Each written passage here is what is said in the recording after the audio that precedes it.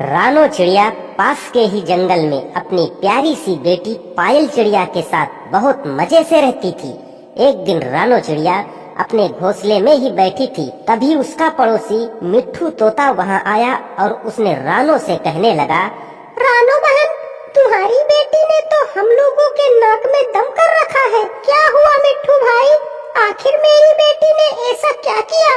क्या बताऊं रानो बहन, मैंने कई महीनों से दाना इकट्ठा करके रखा था ताकि बरसात में खाने के लिए इधर उधर भटकना न पड़े। कल आपकी बेटी ने मेरे जाने के बाद मेरा दाना कुछ तो खा लिया और कुछ वहीं पर बिखेर दिया।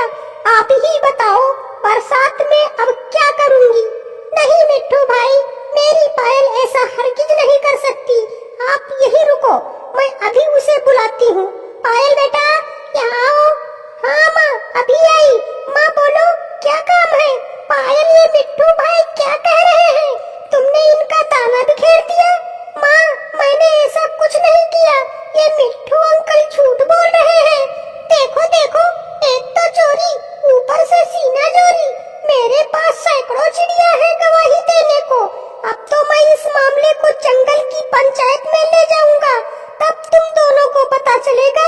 नहीं मिट्ठू भाई, छोटी सी बात है, क्यों बात बढ़ा रहे हो?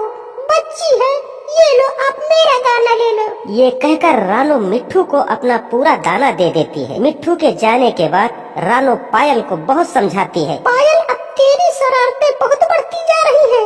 इससे पहले भी तूने मोना चींटी का सारा दाना गिरा दिया था। अब कुछ तो इंतजाम करना ही पड़ेगा। मुझे माफ कर दो माँ, मैं अब ऐसा कभी नहीं करूँगी। सोच ले, अगर फिर तूने शरारत की तो मैं पक्का तेरी शादी कालू कौवे से करा दूंगी। कालू कौवे से शादी को सुन पायल थोड़ा डर तो जाती है, लेकिन कुछ दिन बाद उसी जंगल में एक कबूतर कहीं से आ जाता है। वो कबूतर जबकि स्वभाव में बहुत सीधा भी था, फिर भी पायल उसे परेशान करने की एक तरकीब सोचती है। जब वो कबूतर एक दिन अपने घोंसले में चुपचाप बैठा हुआ था, तो पायल उसके पास जाती है। अरे भाई, तुम कौन हो? लगता है कि तुम इस जंगल में नए हो, मुझे नहीं जानते। मैं जंगल के राजा शेर सिंह की खास सेनापति हूँ। इस जंगल में जो भी आता है उसे यहाँ रहने का किराया देना होता है।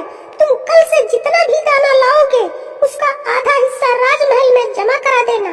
लेकिन मैंने तो इसके बारे में किसी से नहीं सुना कि यहाँ रहने के लिए कर देना पड़ता है। मानती हूँ कि मिट्ठू भाई आपने इसके बारे में नहीं सुना, परंतु जो जंगल का कानून नहीं मानता उसे हमारे राजा साहब जेल में डलवा देते हैं। ठीक है, मैं कल जो भी दाना लाऊंगी उसका आधा राजमहल में जमा करा दूंगी। नहीं मिट्टू भाई, कल से हम खुद आकर दाना ले जाऊंगी, क्योंकि आप यहाँ के लिए नए हैं। आपको राजा साहब पहचान भी नहीं पाएंगे। अगले दिन से रानो चिड़िया हर दिन मिट्ठू तोते से दाना लेकर अपने घर लाकर रख लेती थी। इसी तरह कुछ दिन बीतते गए।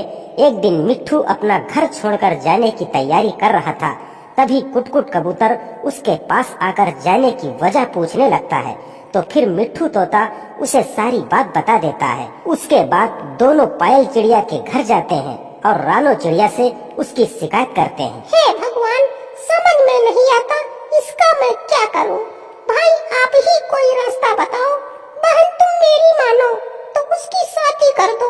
शादी के बाद उसमें समझदारी आ जाएगी। ठीक है, मैं आज ही कालू कौवे से इसकी शादी पक्की करती हूँ। अरे बहन, वो तो एक नंबर का मक्कार है। इससे पहले भी वो 2 शादियाँ कर चुका है और दोनों को मारपीट कर घर से भगा चुका है। हे भगवान, मुझे तो ये सब पता ही नहीं था। भाई, फिर आप ही कोई रिश्ता बताओ। रिश्ता तो तुम्हारे सामने खड़ा है। मिट्ठू बहुत सीधा स्वभाव का है, इसी से अपनी बेटी की शादी कर दो, बहुत बढ़िया रहेगा। कुछ दिन बाद पायल चिड़िया और मिट्ठू की शादी हो जाती है। शादी के बाद पायल मिट्ठू से माफी मांगती है और वो शरारत करना भी बंद कर देती है।